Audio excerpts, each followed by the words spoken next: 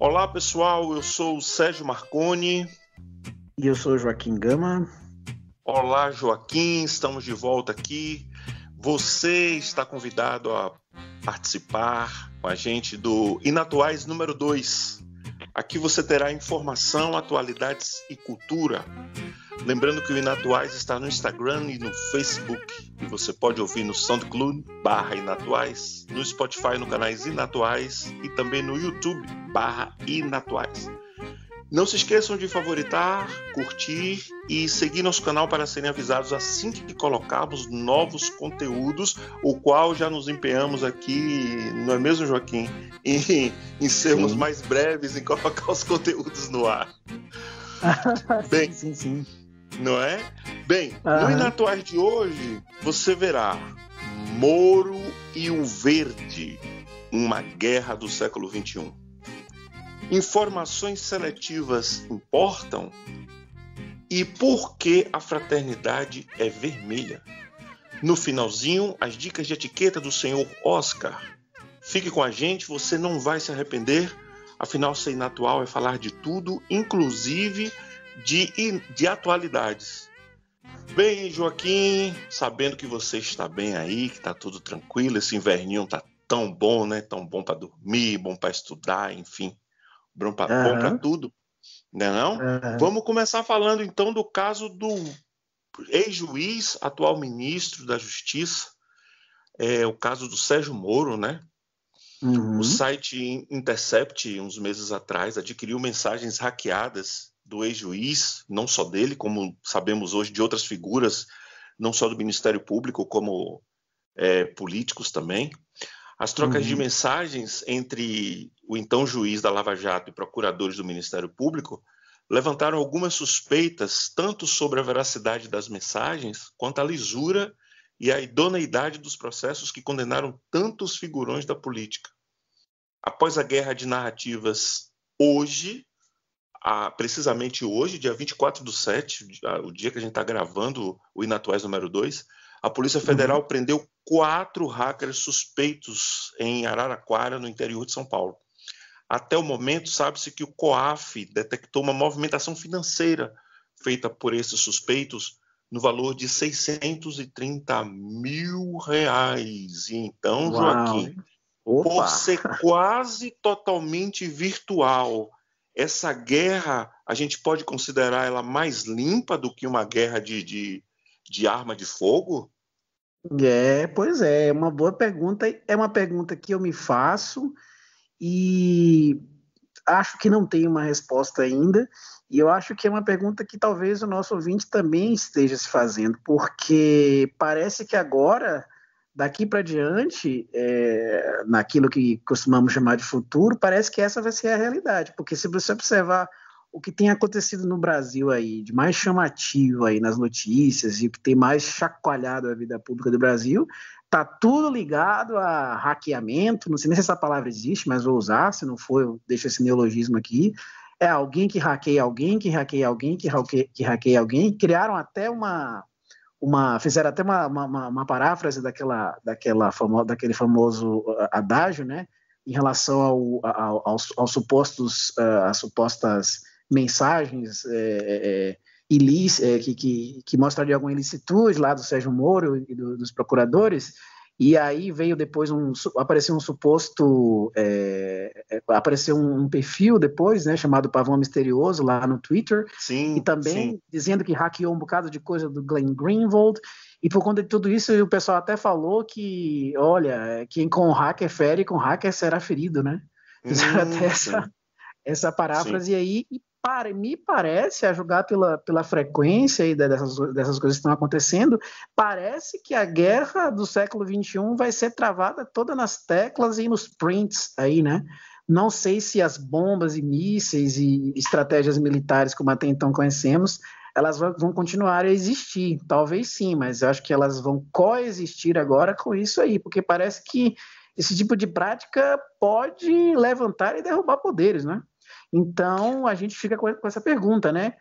A velha guerra era mais justa ou mais limpa, se é que podemos falar em guerra limpa, ela era mais justa, mais limpa do que essa que vemos hoje? É uma pergunta excelente que você faz e eu confesso que eu ainda não tenho uma resposta.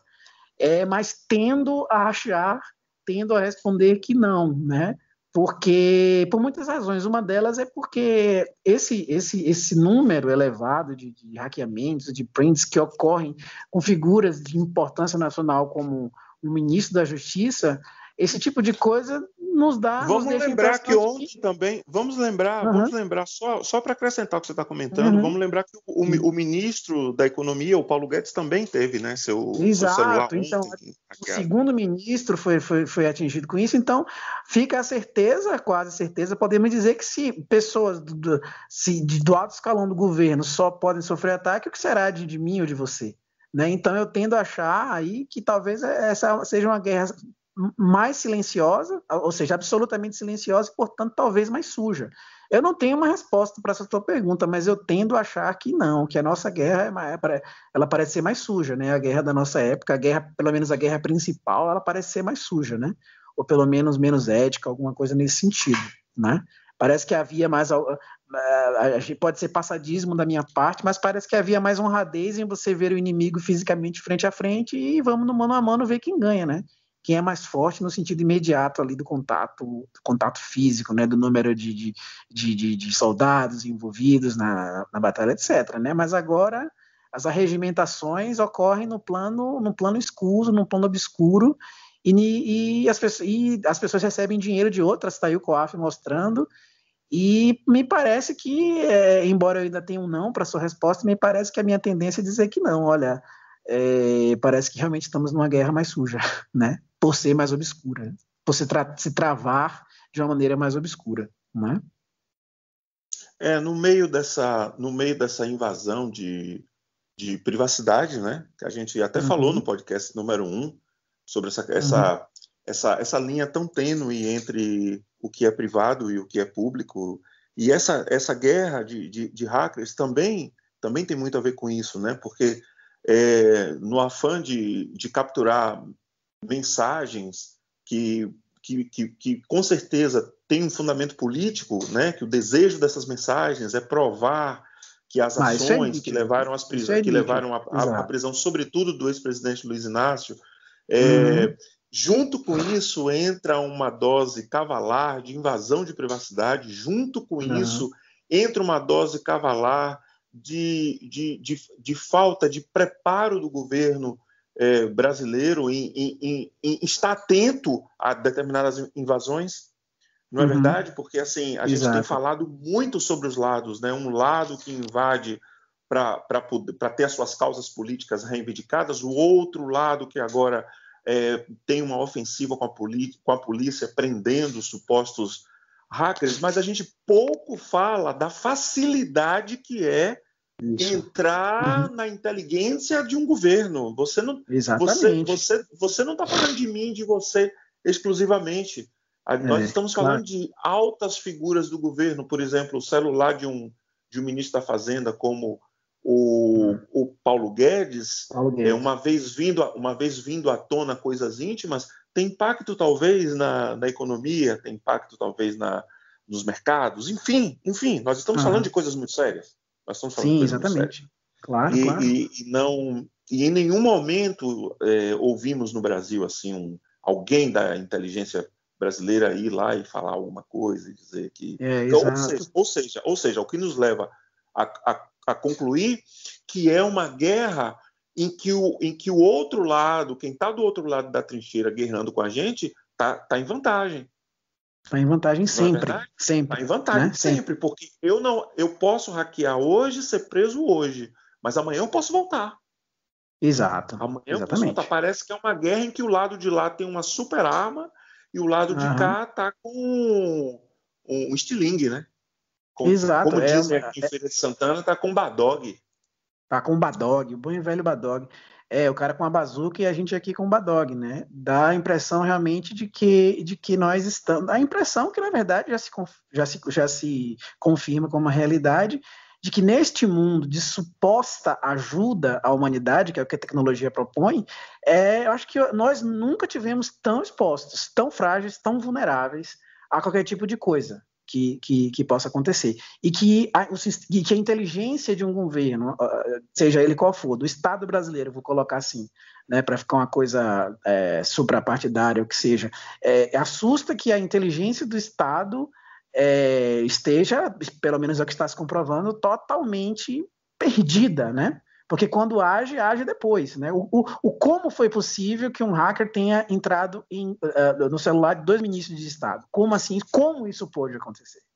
Não é? Será que não havia será que não houve uma preocupação por parte dessa inteligência de dizer, olha, são pessoas públicas, há uma disputa política muito grande, porque o Brasil mudou agora de tom político, né, com a entrada do Bolsonaro, então, obviamente, é de se supor que devesse haver uma preocupação, mas parece que essa preocupação em proteger as figuras públicas parece que não existe, é julgar pela facilidade com que você vê que prenderam hoje quatro, não foi um cara, foram 4, então você já tem um grupo aí, né? E um grupo que, como você noticiou aí, o COAF já indicou que recebeu esse dinheiro. Houve uma movimentação de 630 mil reais e na casa do casal, na casa em espécie, foram apreendidos 120 mil reais, nos quais a defesa diz que os 120 mil reais é dinheiro juntado pela profissão de um dos rapazes. Me parece que um deles é DJ, e aí ele havia juntado esse dinheiro. Bem, mais uma vez, a gente diante de um quadro desses, nós nos sentimos obrigados a rever os conceitos de utopia e de distopia, né? Porque a utopia é que teríamos informações livres de qualquer barreira, todos os seres humanos seriam livres a partir do acesso infinito a todas as informações. Seria como se todas as verdades fossem descobertas finalmente por nós, seres humanos, né? Eu estou falando da ideia inicial da internet, a ideia utópica de que aquilo nos libertaria, que nos daria um conhecimento infinito, enfim, que alcançaríamos assim uma liberdade jamais alcançada pelo homem. Mas, fazendo um paralelo com descobertas como a máquina a vapor ou até da própria imprensa de Gutenberg, me parece que a liberdade experimentada pelo homem nos séculos passados, tendo em vista essa situação da invasão de privacidade, sem falar naquela que nós mesmos fornecemos, né, através de aplicativos que a gente não lê ali quando ele pergunta se quer acesso às nossas fotos, acesso aos nossos... Você aceita? Eu aceito sim. E nisso a gente vai entregando todos os nossos conteúdos, sabe onde a gente está, enfim. A própria vida da gente, né? Mas me parece, então, que a gente está entrando num momento de inflexão que é preciso se fazer essas perguntas, né? Ou então levantar essas dúvidas, porque me parece que aquilo que foi apregoado, aquela utopia está se transformando numa distopia. A distopia, segundo o dicionário Wise, é um lugar ou estado imaginário em que se vive em extrema opressão. Então, parece que a gente está vivendo isso, né? Essa extrema opressão. Porque se a gente fornece os dados, nós estamos dando dados gratuitos. Se não fornecemos, nos roubam. Exato. De alguma maneira então, terão. Né? A modernidade... Exatamente. A modernidade, ela, justamente, uma das coisas que pelas quais ela se pavoneia é de que nós vivemos numa época, pegando esse gancho que você falou de que, olha, agora a informação é para todo mundo, beleza, ótimo. Então a modernidade está dizendo o seguinte, né? E ela se pavoneia disso. Nós estamos vivendo uma época em que, ainda bem, segundo o que pensa a modernidade, ainda bem não existem mais mistérios, não existem mais segredos. E você tem uma quebra aí muito grande de paradigma, porque a humanidade, desde o início da sua história, sempre teve os seus segredos e mistérios e precisou deles. Mas parece que a gente está querendo quebrar isso aí no meio agora e dizer, não, tudo agora é aberto, tudo agora é escancarado, não existe mais nenhuma página que não possa ser publicada. Eu lembrei de um personagem que eu vi de uma série uma vez, e ele disse assim, não, meu caro, todos nós temos páginas em nossas vidas que jamais queremos ver publicadas, né? Mas a modernidade parece que não, a gente vai publicar tudo, né? Tudo tem que estar live, né? Tudo tem que estar ao vivo, na hora, tudo ao mesmo tempo agora. né? E é um paradigma que, uma vez quebrado, pode levar a gente para, na minha opinião, o fundo do poço, né? Sim, sim, sem dúvida. Joaquim, já que a gente está falando de acesso a informações, acessos diretos que nós fornecemos via aplicativos, via redes sociais, ou acessos que nos tomam emprestado, né? Via hackers, Diga.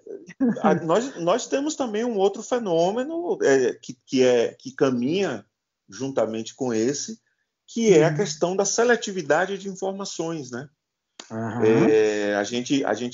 Bom, com as redes sociais, vários outros órgãos de informação passaram a existir, várias outras formas de informação, pessoas que se informam por outras vias passaram a difundir o seu conhecimento, e essas pessoas, esses órgãos emergentes, novos, passaram a confrontar as informações, digamos, de órgãos que já estão aí estabelecidos, de órgãos tradicionais. Eu falo da grande imprensa, né? Os grandes meios de comunicação, os grandes conglomerados de comunicação, que rivalizam hoje com pessoas comuns, com blogs, com portais. E isso confronta as informações e, às vezes, traz luz aos temas, às vezes obscurece um pouco mais, mas o que a gente pode perceber é que há uma seletividade de informações, né? As pessoas divulgam aquilo que lhes interessam mais, a ponto de a grande maioria dos órgãos de comunicação se omitirem de dar determinadas notícias. Você enxerga por esse prisma também? Sim, claro, claro. Na verdade, eu acho que a questão da facilidade de acesso à informação faz a gente ter essa noção de que a chamada grande imprensa, ou imprensa oficial, ela só escolhe o que quer. Acho que a tecnologia faz a gente ter isso, ter essa noção com mais nitidez e com mais, vamos dizer, constância. Mas, na verdade, essa questão de que a imprensa parece trabalhar para uma ou duas ou três causas principais, você já pode ver isso desde o século XIX com Balzac, por exemplo, denunciando a imprensa, né? Se você lê livros como os romances de Balzac, como Ilusões Perdidas, por exemplo, há o apedrejamento que ele faz da imprensa já naquela época, já dizendo isso, olha, há um certo filão que interessa, há um joguete financeiro, uma comercialização aí da informação e que a gente vai querer publicar isso e não aquilo. O que acontece é que a instantaneidade e o volume de informações gerados pela internet e a grande mídia se vale dela, faz a gente ter isso mais acentuadamente, ter esse sentimento mais acentuadamente. Mas me parece, posso estar enganado, você é um cara que estuda muito disso em boa maioria, em boa medida, mas posso estar enganado, mas se não a toda a grande imprensa, mas me parece que uma boa parte dela sempre esteve comprometida com certos ideais, né, que mudaram ao longo do tempo, eu acho. Mas eu posso estar enganado. Não sei se você tem essa impressão também, se você tem essa opinião. Eu acho, eu penso que a imprensa ela tem um lado. Se a gente, por exemplo, se a gente tomar como exemplo o New York Times, a cada eleição presidencial eles abrem no editorial abertamente, eles dizem abertamente quem é o seu candidato, o candidato que o grupo, né, que é o jornal vai apoiar. Então, assim, a gente percebe. O problema, eu acho que fica quando a tendência fica travestida de notícia isenta. Eu acho que o problema está aí. Por exemplo, nós tivemos 2 casos recentes aqui no Brasil que a gente pode usar como exemplo de como a imprensa se comportou. A gente teve um caso uns meses atrás de uma mutilação seguida por assassinato trágico de uma criança, a criança Juan. Né? Ele era filho de duas mulheres, e essas 2 mulheres o mutilaram e acabaram matando, e que esse tema foi muito cobrado por aquela imprensa que eu acabei de falar, aquela imprensa emergente, aqueles blogs e tais, e que a grande imprensa deu en passant. E se deu, a morte desse garoto se deu quase que simultaneamente a morte de uma outra figura, que foi o pastor Anderson do Carmo, um pastor do Rio de Janeiro, que foi assassinado no portão de sua casa, e que a imprensa deu muita visibilidade. Então, nós, como leitores, nós ficamos nos perguntando, mas por que um tema tem tanta visibilidade e outro não? Não é isso? E mesmo com as pessoas, mesmo com a população cobrando, como foi o caso do menino Juan, as pessoas no Twitter, as pessoas no Facebook dizendo, olha, será que ninguém vai falar disso? Ninguém vai falar disso? E aí os grandes portais de notícia do Brasil colocavam, assim, no máximo como uma notícia, uma manchetezinha menor, né? Um crime terrível que aconteceu. Foi um crime seguido por uma história prévia igualmente terrível, com motivações igualmente ou piores ainda. Né? Se você for ver, você vai ver Jó, que se trata. Só para abrir um parênteses nesse tema, é o seguinte: eu ouvi no programa da Rádio Jovem Pan uma deputada do PSOL falando que esse tema não foi explorado, o tema do menino Juan não foi explorado grandemente pela imprensa, justamente para não lançar a população contra o casal de homossexuais, a mãe que era homossexual, era um casal de duas mulheres. Então, assim, em defesa da imprensa divulgar menos essa notícia, essa deputada no programa da Jovem Pan, eu escutei ela dizendo que era para não insuflar a população, não trazer esse assunto muito à tona, para que não houvesse uma escalada de crimes de homofobia. O que não sei se faz muito sentido, não é? O que eu não sei se faz muito sentido essa ligação que ela faz. Como se nós fôssemos um país em que as pessoas vivessem apedrejando e praça pública a todo momento os homossexuais, né? É como se nós tivéssemos a índole, a tendência enquanto povo de fazer isso, né? Me parece que o cerne da questão seria a morte trágica da criança, como a morte trágica do pastor Anderson teve visibilidade. Exatamente. Aí o que eu faço a seguinte pergunta. Bom, se houve visibilidade de uma notícia e muito pouca de outra, creio que é porque há um critério. E a minha pergunta que eu quero deixar no ar é o seguinte, então, qual é este critério? Qual seria este critério? Essa que é a questão. Mas assim, eu acho que o Inatuá está aqui para levantar as lebres, né? Os nossos ouvintes têm o trabalhozinho aí de levar esses problemas para a sua cabecinha, para a sua cachola e pensar. A gente está aqui para discutir os temas da atualidade e esse é um tema realmente que nos chama muita atenção. Por que um tema tem maior visibilidade e outro não? Chegamos à conclusão de que é critério, é escolha. Tá, então, qual é a escolha? O que move a escolha. O que move. Então, vamos deixar claro, exatamente. Né? Vamos deixar claro. É interessante, foi uma deputada do PSOL que você falou, que você viu no programa da Jovem Pan, foi isso? Foi no programa da Jovem Pan. Portanto, um partido de esquerda afirmar uma coisa como essa, sair em defesa, portanto, da assim chamada grande imprensa, é curioso porque, historicamente, a esquerda no Brasil ela sempre acusou a grande imprensa. Né? É verdade. Não é? E aí, curiosamente, agora ela sai em defesa da grande imprensa, né? A esquerda sai em defesa da grande imprensa que ela sempre detratou.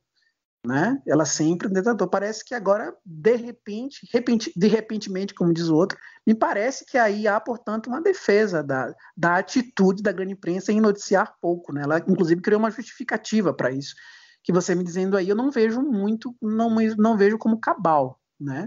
A julgar pela índole do povo brasileiro. Né? A julgar pela índole do povo brasileiro. De que noticiando-se isso automaticamente, no outro dia, todas as famílias, todas as pessoas no Brasil heterossexuais fossem no outro dia matar, sequestrar, fazer atrocidades com pessoas homossexuais. Me parece que não há muito contato com a realidade essa afirmação da deputada. Não me parece ter muito embasamento na realidade, não. Posso estar enganado, sim. Mas me parece que não há. Nem a justificativa e nem a justificativa de velar uns assuntos e mostrar outros. E mostrar outros. Vamos falar de coisa boa, vamos falar de cultura. é o nosso bloco Cultura e Arte para Qualquer Parte. Hoje, nosso bloco não está muito feliz, mas vamos começar. Eu vou explicar porque que a gente não está feliz e mais no final, mas vamos começar falando de uma obra-prima que faz parte de uma trilogia das cores. Vamos falar de um filme do Krzysztof Kieslowski, A Fraternidade é Vermelha. Vamos lá, João? Pois é, eu trouxe um trechinho, na verdade, eu vou reproduzir aqui, dentro do que tenho na memória, um pequeno diálogo que há nesse filme, né? E depois eu vou explicar por que eu trouxe esse diálogo. Esse filme, ele é o último como você falou, da assim chamada trilogia das cores, né? O Kieslowski, um grandíssimo cineasta, alguns dizem que talvez seja um dos maiores, 2 ou 3 maiores do século XX, né? Os cineastas que já existiram. Ele fez muita coisa. Ele tem a chamada fase polonesa dele, e ele tem essa fase de filmes fora da Europa. Ele fez muito filme lá na França, e ele tem uma série de 3 filmes que ficou conhecida como Trilogia das Cores. E o diálogo que eu trago hoje é do último, né, que no Brasil saiu como A Fraternidade Vermelha.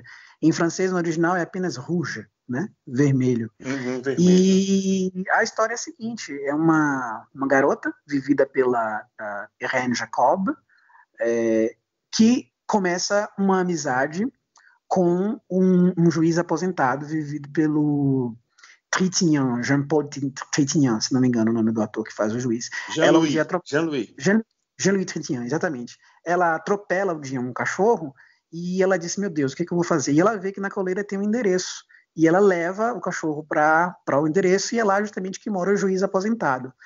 Ela, uma garota que está começando a vida, ela é modelo, né? Ela, inclusive, o filme começa ela vivenciando talvez aquela que seja a primeira, ou talvez segunda, ou terceira, ou quarta grandes dores da vida, que é um problema amoroso. Ela começa o filme com desentendimento com o namorado, e ela vai se encontrar com um cara que está num outro momento da vida, num antípoda a ela, que é um juiz aposentado, que não é apenas um juiz aposentado, que já viu muitos casos na vida envolvendo justiça e injustiça, mas que pratica, olha só como as coisas são, né? Que pratica o ato de ouvir clandestinamente a conversa dos vizinhos, né? Qualquer semelhança... Uau! Qualquer semelhança com o que estejamos Lembrando que o filme é de 1994, né? Lembrando exato. Que o filme é de 1994. Exatamente. Né? Então, nada de novo debaixo do sol, né? Vamos dizer assim. Pois é. Então, começa uma amizade daquele tipo, a ostra nasce do lodo, né? Uma garota que está começando a vida, ela brigou com o namoradinho e coisa e tal, conhece um cara que está numa outra fase da vida, velho, que já viveu muitas coisas na vida, de bom e de ruim, e nasce uma amizade de onde ninguém jamais esperaria. E tem um diálogo que eu trago motivado por essa onda de informações terríveis que a gente tem ouvido, de que tem gente sendo presa porque está acessando conversa de ministro, porque tem a questão do Greenwald, que é o que tudo indica, parece que tem alguém por trás dele. Então, quando tudo parece que é o próprio inferno, né? Na época em que a gente vive, diz: meu Deus, será que haverá espaço ainda para a bondade? Ou será que a bondade e os bons valores eles são realmente ficções? Aí eu lembro de um diálogo, né, dela com ele. Eles têm vários diálogos. Ela vai à casa dele várias vezes, né? E tem um momento que ela diz assim, logo no começo da amizade deles, ela diz assim: olha, poxa, você é juiz aposentado, né? Você já viu muito de justiça e de injustiça, já participou de muitas cortes, já julgou muita gente, e vou lhe dizer uma coisa, vou lhe segredar uma coisa, ela diz para ele, né? Ela diz assim: eu tenho muito medo, eu tenho pavor de ser um dia julgada.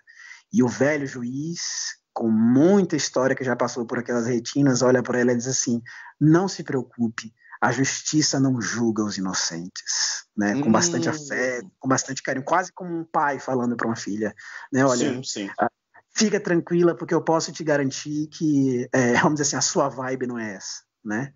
E ele exato, e o filme é lindo porque o contato da extrema, eu não diria pureza, né? Mas da extrema leveza da personagem da Irene Jacob com um cara que já está aposentado e que poderia estar tranquilo, mas que faz coisas terríveis, como ouvir as conversas dos outros, o que acontece desse encontro é uma coisa linda, né? O filme faz isso de maneira belíssima, né? Então não vou contar o restante, porque vale a pena Não, muitíssimo fica ver. a dica aí, caso nossos ouvintes ainda não tenham assistido, Exato, exatamente. aproveitar, assistir e ter acesso a essa obra. Aham. Embora você possa ver sem prejuízo, né, nenhum, o Rouge isoladamente, eu recomendaria que quem puder começa lá do azul, né, que é o bleu, que aqui saiu como a liberdade A azul. igualdade, a E depois liberdade é azul. a branca. Isso, a liberdade A azul, a igualdade é igualdade é branca, depois branca. exatamente, depois a fraternidade é vermelha. Isso, Você isso. pode ver o Rouge sem problema, se só quiser vê-lo, mas há uma razão, que eu não posso dizer qual é, porque senão eu entrego alguma coisa do filme, Claro, há uma claro. razão, que não, embora não seja a principal, mas há uma razão para que eu peça, eu sugira que o nosso ouvinte faça isso, né? São filmes não só esteticamente assim, exemplares, né? Kieslowski é um esteta de primeiríssima grandeza, qualquer cena de filme dele você pode ver isso, mas como a história é contada, a complexidade dos personagens no roteiro, o próprio roteiro enxutíssimo, e há momentos extremamente duros nas histórias, mas há momentos, por outra via, extremamente humanos, né? Os filmes do Kieslowski, os da fase polonesa também são extremamente humanos, mesmo os que ele filmou na época ou melhor, apesar de terem sido filmados na época da Polônia socialista, mesmo eles possuem uma dose de humanidade muito grande. E deixo aqui uma segunda dica, que alguns dizem que talvez seja a maior realização do Kieslowski, segundo Stanley Kubrick, uma das maiores realizações do cinema de todos os tempos, que é a série de 10 médias-metragens que o Kieslowski fez, chamado Decálogo. Né? Ele, na década de 80, ele fez um filme que se relaciona de alguma forma a um dos 10 mandamentos, por isso que é o Decálogo, né? Que eu recomendo também vivamente. São filmes muito duros em certos pontos, mas também são muito humanos, eu deixo aqui recomendado. Então eu trouxe esse diálogo aí para que a gente lembre que sim, existe a inocência, existe a bondade no meio do inferno em que a gente está vivendo, porque a sensação de que a gente tem é que o mundo está, né, Marconi, de ponta cabeça, né? O negócio realmente. Lembrando também que as cores citadas nos títulos da trilogia remete à bandeira da França, né? A bandeira da França, exatamente. A bandeira da França, exatamente. Joaquim, como é que anda a sua vida social? Você tem ido à festa? Você tem... Como é que é a sua vida social? Como é a sua história? Você toda semana está badalando? Como que é essa história? E eu acho que com muito orgulho eu posso dizer que estou me convertendo numa eremita, né? Porque a minha vida social não anda das mais exemplares, né? Eu me lembro de uma carta que Sêneca escreveu ao seu sobrinho Lucílio, ele dizendo assim: olha, Lucílio, toda vez que eu venho de um encontro com os homens, eu me sinto cada vez mais só. eu acho que eu estou um pouco por aí, né? Um pouco mas assim. dentro do possível e até do que as normas nos obrigam, eu estou em contato com os homens, mas com toda brincadeira guardada à parte, eu gosto muito de estar com as pessoas, gosto muito mesmo, de verdade. Senão eu não estaria aqui contigo nessa conversa maravilhosa, pra gente muito boa, Claro. gente, né? Claro. Eu acho que aquele velho ditado é certíssimo, é conversando que a gente se entende, com certeza. Sim. E se você não se entender, a gente depois se entende na outra hora e vai tendo paciência, e assim mesmo, vai levando, vai. Mas o que a gente não pode deixar de ter contato. Mas eu não sou um baladeiro, não. Respondendo ali a tua pergunta, eu não sou um baladeiro, não. Eu sou estou mais para o eremita mesmo. Por que eu te perguntei isso? Oscar Wilde, né, o famoso escritor do Retrato de Dorian Gray, do De Profundis, sim, claro. ele também escreveu resenhas para jornais, né? E ele escreveu uma resenha de um livro que foi lançado em 1887 chamado The Principle of the Art of Conversation, de um cidadão chamado Mahaffy, J.P. Mahaffy, em que esse cidadão dava dicas da arte de conversação em converscotes, em festas. E o Oscar Wilde faz uma resenha sobre esse livro, que foi lançado em 1887. Essa resenha saiu no Pall Mall Gazette em 16 de dezembro do mesmo ano. E que eu colhi algumas pérolas que está lá, e a gente vai aqui tentar ver se adequa ao mundo Claro de que se hoje, né? adequa. Com Vamos ver. certeza. Não, vamos ver. Oscar Então, Wilde é sempre bem-vindo, sempre bem-vindo. um dos mandamentos que o Wilde pega lá do livro do Mahaf é que não há nada mais irritante do que pessoas que dizem o tempo todo exatamente. Ou um cidadão que termina cada sentença com um "você não acha?" Bem, a segunda coisa é que Mahaf diz que, embora o conhecimento deva ser absolutamente essencial para um homem ignorante que raras vezes consegue a concordância de todos, a não ser quando é ridicularizado, a escrita exatidão deve ser hesitada. Mesmo o mentiroso, quanto mais, é um ingrediente melhor em uma conversa do que um homem escrupulosamente sincero que avalia cada frase, questiona cada fato e corrige cada impropriedade. O super sincero, né? O O super sincericida. sincero. O O sincericida sincericida. E como isso é atual, né? Como existem pessoas que adoram dizer muito. hashtag eu sou assim mesmo, hashtag eu sou sincero, Isso, né? isso. Como existem Pronto, pessoas, né? falei, pronto, falei. Pronto, Né? falei. Hashtag Isso, pronto, né? falei. Na verdade, o que pode acontecer, o que quase sempre acontece, é que o sujeito seja um belo de um mal educado, né? Como diriam os mais antigos, um mal educado mesmo, um cara que ele não está entendendo que não é a hora dele falar aquilo, né? Há coisas que você não tem que dizer em certos momentos, né? Mas isso aí requer alguma mínima sabedoria da vida, que o Chatonildo, ele às vezes não tem, né? O Chatonildo, ele não sabe quando calar Então, e quando assim, nós ouvir. estamos falando de uma obra de 1887. Então, Olha só. exatamente, né? E o Wilde viveu numa época em que era considerado de extrema importância que você soubesse como se portar de modo Claro. 100% adequado em 100% das situações, ou seja, você tinha que ser uma pessoa que acertasse sempre. Isso era ser muito bem quisto, né? E o Wilde está olhando para isso aí de uma maneira completamente, né, com a boca completamente torta, né? Mas olha, não tem nada a ver, não é assim. Como se o ser humano fosse, né, pudesse ser 100%, ele acertasse 100%. A gente volta àquela questão do mistério. Porque aquele cara que ele acha que ele tem tudo sob controle, que ele sabe o que dizer nas horas certas, ele é um cara que ele quer matar o mistério, porque para ele não tem mistério nenhum, já está tudo planejado, já está tudo para ser dito, a vida toda tem um roteiro, então eu tenho que seguir o meu roteiro, custe o que custar. E aí ele vai ser sincero, na verdade sendo mal educado, ele vai ferindo pessoas, ele vai sendo chato, e vai sendo evitado, e não percebe. Depois ele tá sozinho e fica naquela, pô, magoei, né? O próximo aqui... Sim. Pode falar. Não, o próximo aqui vai da jactância, aquela jactância lá que é hipócrita pra caramba. Ele diz assim: quanto às qualificações morais do bom falante, ele nos previne contra qualquer excesso desproporcional de virtude.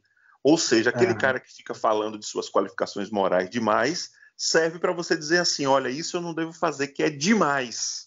Esse cara tá demais. Se tá então demais, serve para você para isso. Então, se tá em excesso, eu não vou fazer. Né? Já diriam os antigos, tudo demais é sobra, né? Só sobra. Vai mais uma. Modéstia, por exemplo, pode facilmente ser tida como um vício social, e ficar se desculpando continuamente pela ignorância ou estupidez de alguém é um grave insulto durante uma conversa. Então você ficar toda hora, não, mas fulano, não, releve fulano, releve Beltrano. Contemporizando. Mais uma. A timidez pode ser uma forma de vaidade e a reserva o desenvolvimento do orgulho. Essa é forte. Essa é no calcanhar, né? Essa é forte. Essa é. Mais outra. Tiradas espirituais podem ser também muito cruéis, assim como grandes humoristas podem ser muito vulgares. Então, o melhor é tentar manter uma boa conversa sem a ajuda substancial desses brilhantes, mas perigosos presentes. Bom, aquele está expulsando da festa aquele galhofeiro, né? Aquele que faz piada com tudo e se acha tal, né? Aquelas piadas inconvenientes. É o cara que quando você senta na mesa ele diz, é você que vai pagar. Aí a moça traz o pavê, ele diz, é só para pavê, só é para comer. Aquele cara que ninguém aguenta, né? É o chamado mosca de padaria. Ninguém aguenta. Vixe, lá vem o cara. Nossa. E aí, né? já existiam desde a época de Oscar Wilde, né? Aliás, que desde Gente, eu tô boba com isso, com a atualidade desses temas. Quer dizer, de 1887 para cá, evoluímos muito pouco nesse sentido. Com certeza. E se é que em algum quesito não evoluímos, né? Porque pelo menos na época sendo passadista agora, eu critiquei o passadismo Sim. no passado, mas há minutos atrás, mas sendo um pouco passadista agora, sempre tivemos nossos problemas com relação a isso, mas na época de Sir Oscar Wilde, pelo menos havia converscotes com alguma conversa, né, alguma coisa. Parece que hoje a gente só quer sair mesmo para ficar no bate-com mesmo e quase Ou a gente não então cada conversa. um com o celular na mão, né? Com o celular na mão, exatamente, voltando para a questão da tecnologia do começo do programa, de modo que nós nos distanciamos muito e às vezes a gente não conversa ou porque o som está muito alto e muito ruim, ou porque o celular está lá tomando conta 100% da atenção da gente. Eu lembrei de um pequeno artigo que eu li de Roger Scruton sobre a questão da dança, e ele dizendo assim, olha, se você observar os tipos de dança que tem hoje no mundo, eles favorecem que você dance sozinho. Há alguns anos atrás, o tipo de dança favorecia que o par se encontrasse, né? E ali, tanto é que muitos namoros e casamentos, etc., começavam num baile, numa coisa assim. E ele chama atenção para a solidão que rege nossas vidas, né? Nós nos pavoneamos tanto com a tecnologia de que estamos interligados, estamos cada vez mais amigos. Não me parece ser muito o que eu vejo no dia a dia, não. Eu vejo, às vezes, passo num restaurante, tem 4 pessoas numa mesa e cada uma no seu celular. Vejo sempre também, vejo sempre. E aí, uma outra pergunta que fica, né? Realmente a tecnologia está nos unindo? Será que a tecnologia está nos unindo mesmo? Até que Será? ponto, né? Até que ponto ela nos une, né? Eu tenho 5.000 amigos na rede social e nenhum junto a mim, né? Isso, exato. É complicado. Bem, Oscar Wilde termina dizendo que concorda com Mr. Mahaffy, o autor, em não ensinar as pessoas a conversar inteligentemente, e arremata: não há lógica que possa tornar os homens razoáveis, nem ciência ética que os faça bons. Olha aí. Tem a ver com a gente também. Exatamente. Né? Há um certo ceticismo dele que lhe é próprio, né? Mas a gente tem... O homem tá... Eu não sei se o homem tem razão ou não tem, mas o homem pelo menos tem razões, né? E a gente tem que ver isso aí, né? Ele está dizendo coisas extremamente atuais e ponderáveis, né? Bem, quando começamos aqui o bloco 3, que é o bloco que a gente fala de cultura, falei que teríamos um momento meio triste. Então, assim, um momento que a gente vai lembrar de 3 mortes aqui, né? A primeira morte é a morte do falecimento do cantor e compositor João Gilberto, né? Tido como um dos pais da Bossa Nova. Faleceu aí há poucos dias. E, assim, para mim é um dos grandes músicos que eu conheço na minha vida e nosso conterrâneo, né? Um cara que saiu de Juazeiro. A história diz que ele antes de viajar para o Rio de Janeiro e etc., ele vivia embaixo de um pé de Juazeiro, tocando aquele negócio que era, na época, uma coisa de doido, né? Porque é uma coisa meio monocórdica, né? A bossa nova, não havia na época aquela batida. Uma mistura de jazz com samba. E, enfim, houve o falecimento do João Gilberto, fica aqui as nossas homenagens, e também o falecimento do crítico de cinema, né, o Rubens Evaldo Filho. Né? Nossa, é mesmo. De criança solitária, né? Ele que numa entrevista disse que era uma criança bastante solitária, que os pais não deixavam sair, e que a grande companhia dele acabou sendo o cinema. E isso ele se transformou num formador de uma memória, né? A gente, quando lembra do Rubens Evaldo, a gente tem uma memória. A última morte que nós vamos falar aqui é da revista Mad, né? A revista Mad também, depois de muitos e muitos anos, uma revista assim que me traz muito boas lembranças da minha infância, da minha adolescência, com quadrinhos maravilhosos do Schultz, o próprio personagem Mad, coisas que para a época eram muito novidade, histórias com balões em branco para você próprio preencher. Então, assim, a interatividade já entrava na disposição, na história do Mad.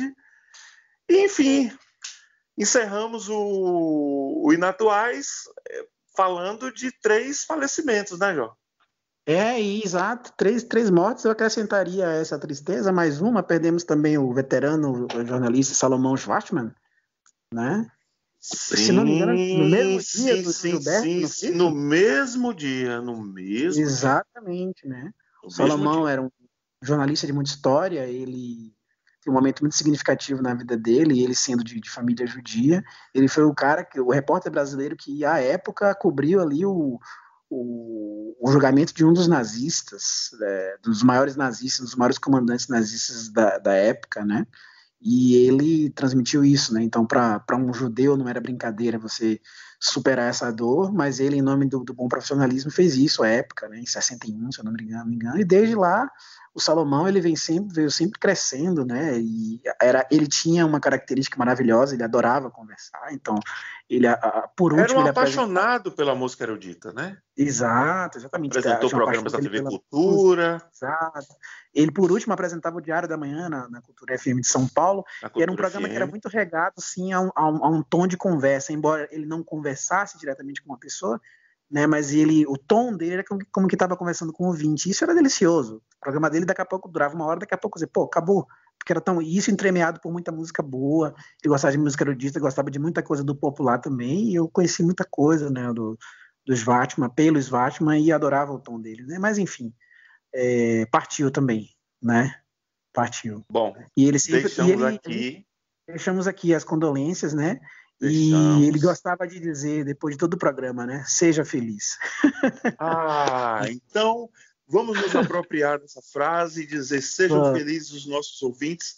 Obrigado, seja feliz. Joaquim, por mais esse Natuais número 2, prometendo que o próximo será muito em breve. Portanto, fique ligado, siga a gente nas redes sociais.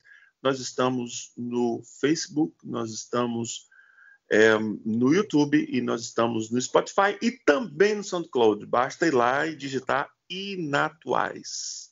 Muito obrigado, Joaquim. Um Exatamente. abraço. Muito obrigado, Marconi. Muito obrigado aos nossos ouvintes. E até um breve, breve, breve encontro. Foi um prazer, Isso, como isso. sempre. Foi um prazer, como sempre. E até mais ver. Forte abraço. Até mais. E vamos repetir a frase lá do Schwartzman, Vá, por favor. né? Seja feliz. Seja feliz. Um Forte abraço. abraço. Tchau, tchau.